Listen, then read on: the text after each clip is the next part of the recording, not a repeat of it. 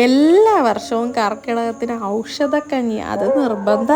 അന്നേരം ഈ കർക്കിടകത്തിൽ ആദ്യത്തെ ഔഷധക്കഞ്ഞി മേടിക്കാനായിട്ട് പോവുക ഞങ്ങള്. സന്ധ്യയ്ക്ക് ഒരു 6:30 6:45 ആയപ്പോഴാണ് പോകുന്നത്. നമ്മുടെ വീടിന്റെ അടുത്തുള്ള അമ്പലത്തിൽ തന്നെ ഈ ഔഷധക്കഞ്ഞി വെച്ചേക്കുന്നത്. ഇവിടെ എല്ലാ വർഷവും കർക്കിടകത്തിന് ഔഷധക്കഞ്ഞി കാണും. എന്നും ഇല്ലെങ്കിലും വല്ലപ്പോഴും ഇടയ്ക്ക് ഓരോ ദിവസങ്ങളിലും പിന്നെ ഓരോരുത്തരുടെ കണക്കായിട്ടും ഒക്കെ കാണും. ഇത് കൂടാതെ നമ്മുടെ വീടിന്റെ അടുത്തുള്ള പല അമ്പലങ്ങളിലും ഇങ്ങനെ ഔഷധക്കഞ്ഞി വെച്ച് കൊടുക്കാറുണ്ട് കർക്കിടകത്തില്. ഞങ്ങൾ അമ്പലത്തിലെത്തിയപ്പം ദീപാരാധന തുടങ്ങിയിട്ടില്ലായിരുന്നു. ദീപാരാധന തുടങ്ങി അതും കഴിഞ്ഞ് നേദ്യവും കഴിഞ്ഞേ നമുക്ക് കഞ്ഞി വിളമ്പത്തോളൂ. ഈ ഇരിക്കുന്നതാണ് നമ്മുടെ കഞ്ഞി.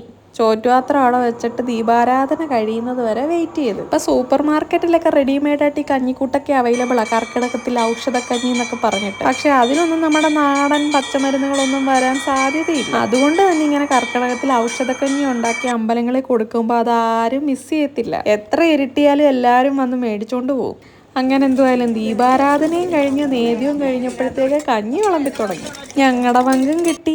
അപ്പോഴത്തേക്ക് ഒരു 7:30 കഴിഞ്ഞു കേട്ടോ. നേരെ ഇരുട്ടി തുടങ്ങിയായിരുന്നു. ഇനി നേരെ സമയം കളയാതെ വീട്ടിലോട്ട്. കാരണം ഇത് ചൂടോടെ തന്നെ കുടിക്കണേ. ചൂടാറിപ്പോയി കഴിഞ്ഞാൽ പിന്നെ ചൂടോടെ കുടിക്കുന്ന ആ രസം കിട്ടുമോ? കണ്ടോ അയാളിയൊക്കെ കിടക്കുന്ന കണ്ടാ. ഞാനങ്ങനെ എൻ്റെ പങ്കിങ്ങ് എടുത്ത്. ഇന്ന് ഞങ്ങളുടെ നാട്ടിലെ മിക്കവരുടെ അത്താഴം ഈ ഔഷധക്കഞ്ഞിയായിരിക്കും.